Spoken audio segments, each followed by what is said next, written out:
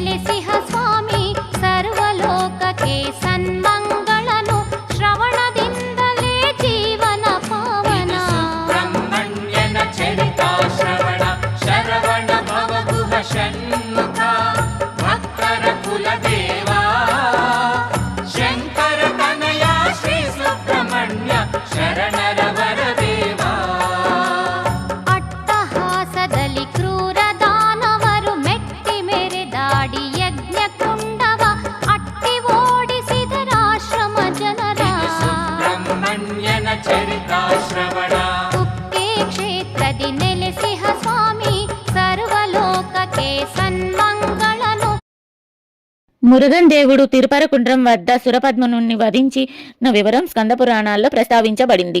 హిందూ పురాణాల ప్రకారం రాక్షసరాజు సురపద్మనుణ్ణి ఒకప్పుడు తీవ్రమైన తపస్సు చేసి శివుడి నుండి వరాలు పొందాడు. అతను పొందిన శక్తి కారణంగా ప్రపంచాన్ని పరిపాలించడం ప్రారంభించాడు. అతడు పదమ కోమలి అయినని వివాహం చేసుకున్నాడు. అతను అనేక మంది కుమారులను కలిగి ఉన్నాడు. సముద్రంలో సృష్టించబడిన విరామ కేంద్రాన్ని అతను రాజధానిగా మార్చాడు. ఆ అహంకారంతో అతను దేవతలను ఇబ్బంది పెట్టడం ప్రారంభించాడు. ఇంద్రుని దేవతల రాజుని బంధించాడు. ఇంద్రుని భార్య ఐరేంద్రుని కోరుకున్నాడు. ఇంద్రుడు శివుడి కుమారుడు యుద్ధదేవుడు అయిన మురుగన్ సహాయం కోరాడు. మురుగన్ తన దూతను పంపించాడు రాక్షసుని వద్దకు. రాక్షసుడు దానికి చెల్లించలేదు. తిరుపరకుండ్రం వద్ద తీవ్రమైన యుద్ధం జరిగింది.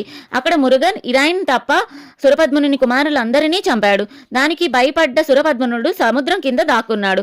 మురుగన్ అతనిని 2 ముఖాలుగా విభజించాడు. అది దేవుని దివ్య వాహనమైన నెమలి, కోడి రూపాల్లో ఉద్భవించాయి.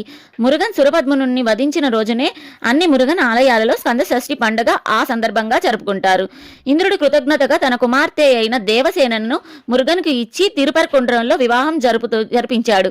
మురుగన్ ఇక్కడ శివుణ్ణి పరంగర్ నాదర్ గా పూజించబడతారని నమ్ముతారు భక్తులు. కొండపై నుండి చెక్కబడిన ఈ దేవాలయం బహుశా పూర్వం జైన్ గుహలు అని శాసనాలు ఆధారాలు సూచిస్తున్నాయి.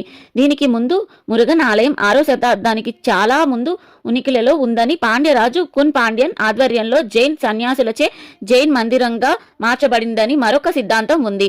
క్రీస్తు శకం 8వ శతాబ్దపు తరువాత కాలంలో పాండ్యరాజు రాజ్యంలో మంత్రిగా చేస్తున్న గణపతి ఆధ్వర్యంలో ఈ ఆలయం హిందూ దేవాలయంగా మార్చబడిందని కథనం. ఆలయంలోని స్తంభాలు, మందిరాలను ప్రారంభించిన మదురై నాయకులు పాలనలో ఈ ఆలయం అనేక చర్యలు జరిగాయి. 2021 నాటికి ఈ ఆలయం తమిళనాడు ప్రభుత్వం హిందూ మత ధర్మ శాఖ ద్వారా నిర్మించబడింది.